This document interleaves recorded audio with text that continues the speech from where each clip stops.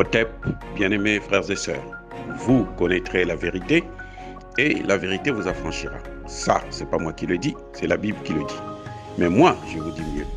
Vous connaîtrez la vérité historique, notamment celle de vos ancêtres kémites, et vous aurez une vision globale de ce que c'est que la vraie souveraineté politique. J'ajoute, vous reviendrez à la spiritualité africaine ancestrale et vous comprendrez les enjeux de l'indépendance économique. Et pour terminer, vous accepterez votre identité culturelle kémite et vous obtiendrez deux choses. La première, c'est la paix. La seconde, c'est le développement, à une condition. L'unité de toute l'Afrique noire, l'unité de tous les Noirs du monde entier.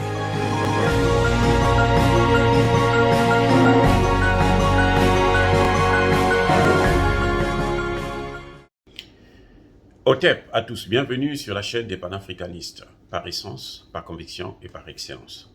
Celle des citoyens kémites par nécessité et obligation de combat. Nous sommes une chaîne qui n'est guidée que par nos ancêtres et rien que par les ancêtres qui appartiennent à l'égrégore du monde noir. Par conséquent, nous ne croyons en aucun Dieu venu de l'étranger. Toutefois, cette vidéo n'est aucunement destinée à inciter ni à la haine ni à la violence, car nous menons un combat qui est d'abord et avant tout spirituel, ensuite il est politique, géopolitique et géostratégique, contre l'impérialisme, le colonialisme, le néocolonialisme et l'endocoloniat, sur la base du principe fondamental que nous avons hérité de nos ancêtres kémites, qui est celui de la Mahat, c'est-à-dire vérité et justice.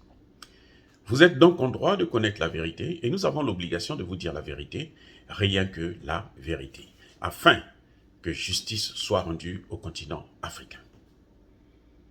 Et ça, c'est notre modeste contribution dans cette noble lutte en faveur de la souveraineté, la dignité et l'unité africaine.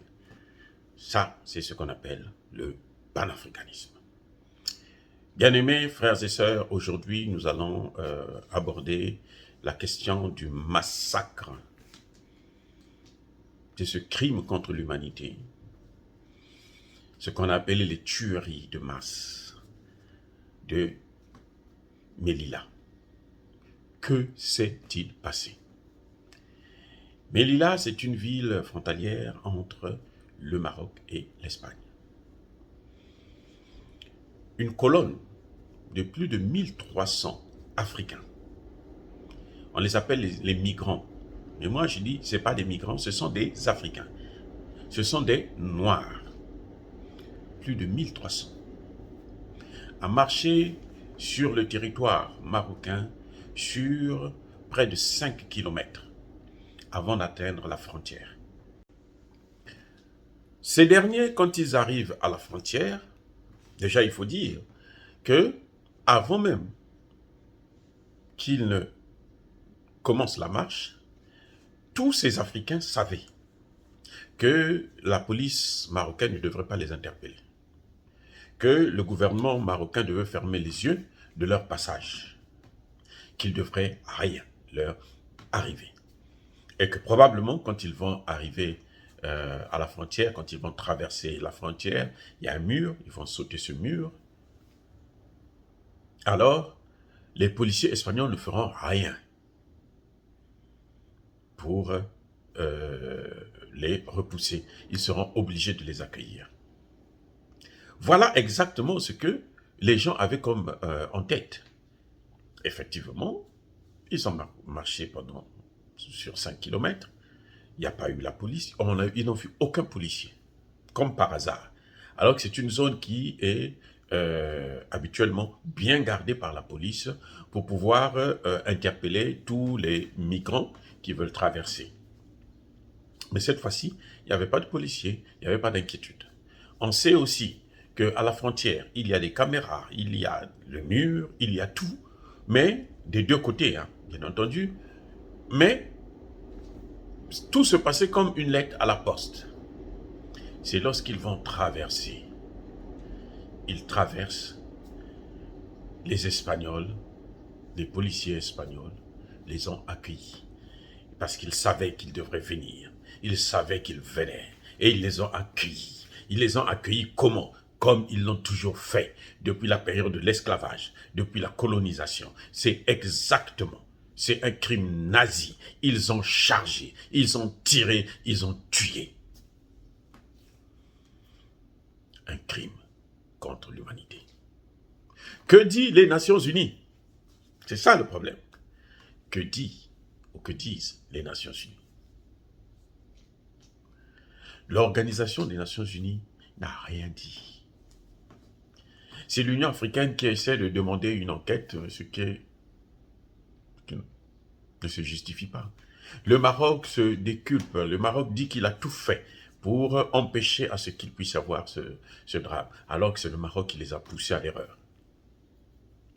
Le gouvernement espagnol, lui, revendique le fait que ce sont des Noirs, bien entendu. Ils ne disent pas le mot, mais en fait, c'est ça. Ce sont des Noirs qui viennent chez nous, ils viennent prendre notre travail, ils viennent nous gêner, ils viennent nous embêter, parce que nous voulons vivre en paix et bien heureux. Et ils ont tiré. Le gouvernement ment. Les deux pays, et le Maroc et l'Espagne, s'étaient entendus que cette fois-ci, nous allons faire notre carnage.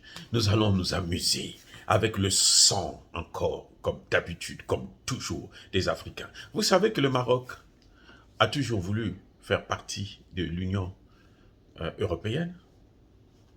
Le Maroc est demandeur pour intégrer l'Union européenne. Ce sont les Européens qui refusent parce qu'ils disent que non, c'est un peu trop grossier cette fois-ci. Mais le Maroc ne se sent pas africain. Le Maroc se sent plus européen qu'africain.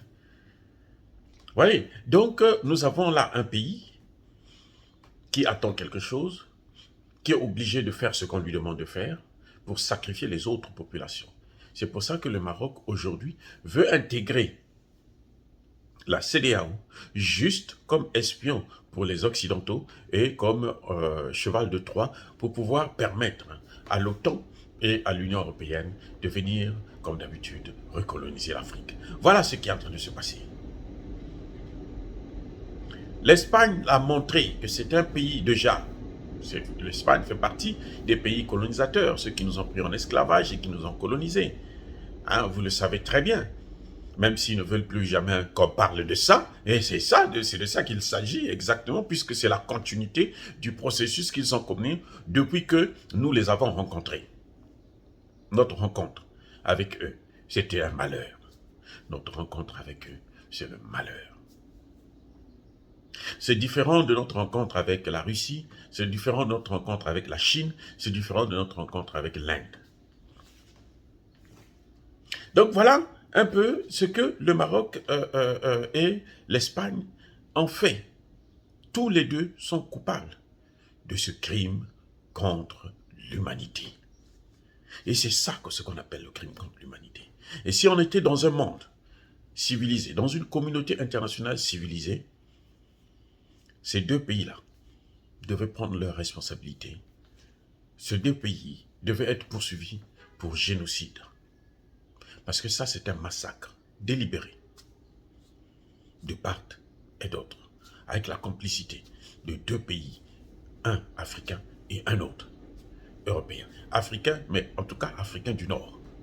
Un pays qui attend à ce qu'on puisse l'accueillir dans la communauté de l'Union européenne.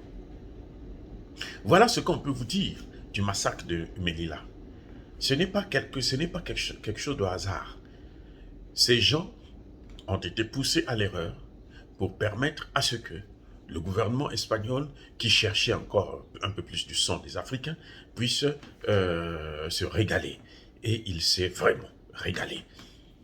C'est pas pour rien que quelque temps après, ce gouvernement, par la voix de son ministre des Affaires étrangères, va déclarer que l'OTAN est prête à intervenir au Mali. Parce que eux, ce qu'ils savent, c'est seulement ça. La force, la violence illégitime. La seule chose que ces pays-là savent faire en Afrique, c'est ça. C'est tuer, c'est massacrer. Voilà comment un pays, l'OTAN a été créé. Ça s'appelle d'ailleurs l'OTAN dans son... la signification même OTAN, ça veut dire Organisation du traité de l'Atlantique Nord. Nous sommes dans le sud, nous sommes dans l'Atlantique Sud. Mais pourquoi ils viennent intervenir dans l'Atlantique Sud? En quoi ce qui se passe en Afrique a des répercussions en Espagne ou aux États-Unis. Donc, c'est le ministre des Affaires étrangères espagnol qui se prend pour le porte-parole, qui traduit la pensée de l'OTAN, la pensée qu'ils ont toujours eue de toujours apporter de la violence, de tuer les pauvres Africains. Et il a déclaré. Avant lui, le ministre de la Défense l'avait déjà dit, avait déjà suggéré cette possibilité d'intervention en Afrique, encore comme d'habitude. En Afrique, mais je ne parle pas de n'importe quelle Afrique, en Afrique noire. Voilà ce qui nous attend. Voilà ce que nous subissons. Et on va nous dire qu'il y a des organisations des droits de l'homme dans le monde, en France, aux États-Unis, qui sont là pour préserver la vie des hommes, notamment des Africains. Non, écoutez, ne venez plus jouer avec nous. Ça ne sert à rien. C'est pour ça que nous critiquons aujourd'hui sévèrement l'Organisation des Nations Unies, parce que c'est la communauté internationale des forts. La communauté internationale, c'est l'Occident. La communauté internationale, c'est les pays qui ont le droit, qui ont la licence de tuer. C'est des pays, ce que j'appellerais des pays 007, des pays James Bond. Voilà. C'est clair. Est-ce que dire cela, c'est inciter à la haine ou à la violence? Non. Nous sommes une force tranquille. D'ailleurs, nous n'avons pas les moyens pour faire la violence, faire des massacres comme eux, ils le font, comme ça. Hein, massacrer plus de 1000 personnes. Nous n'avons pas les moyens pour ça. Et nous ne le ferons pas. Notre combat est d'abord spirituel. Ensuite, il est politique. Ya Bakolerve, Ya Malem. Soyez bénis par le Dieu des Kémites. J'ai dit et j'assume.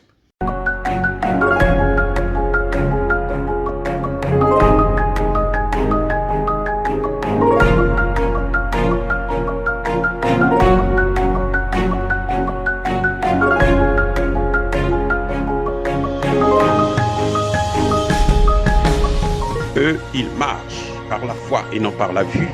Mais moi, je vous conseille vivement de marcher par la connaissance scientifique et historique, notamment celle de nos ancêtres kémites, par les 5 sens et par l'intelligence. Otep, vive l'Afrique éternelle et que Dieu vous bénisse. Abou Apia.